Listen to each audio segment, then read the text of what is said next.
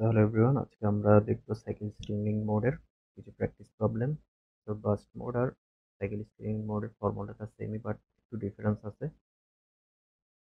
যেমন data transfer acknowledgement time আমাদের bast মোডে ফুল ব্লক ডাটা নিয়ে কাজ করতো, বাট সাইকেল স্টিরিং এ এটা হচ্ছে পার্শিয়াল ব্লক ডাটা নিয়ে কাজ করে। সেটা আমাদের একটা কোশ্চেন। তো transfer of bus control in either direction takes 250 nanosecond.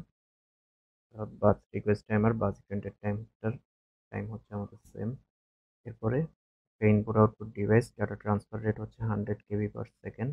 So এটা আমরা পার্শিয়াল ব্লক ডাটার জন্য ক্যালকুলেট করব। যেমন ডাটা ট্রান্সফার রেট, এটাকে আমরা অ্যাজ ইউজুয়াল বাইট পার সেকেন্ডে নিয়েছি। তো এই ডাটাটা আমার ট্রান্সফার হয় 1 সেকেন্ডে। সো 1 বাইটে কত ট্রান্সফার হয় এটা আমরা নিয়েছি। এটা হচ্ছে আমাদের পার্শিয়াল ব্লক ডাটা। সো 1 বাইটের জন্য আমার সাইকেল স্টিরিং মোডের টাইম হচ্ছে এত, আমাদের সূত্র অনুযায়ী।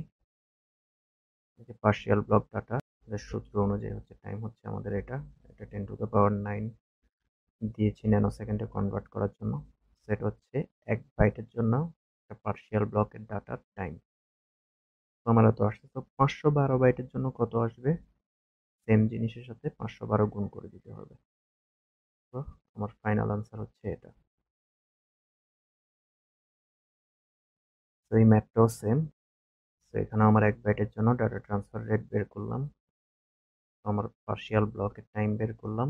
এরপর 228 বাইটের জন্য যেহেতু চেয়েছে, 228-এর সাথে পার্শিয়াল ব্লক ডাটাটা গুণ করে দিচ্ছি। এটা হচ্ছে আমার ফাইনাল আনসার সাইকেল স্টিরিং। তো সাইকেল স্টিরিং থেকে আমাদের এরকম ম্যাথগুলাই আসে।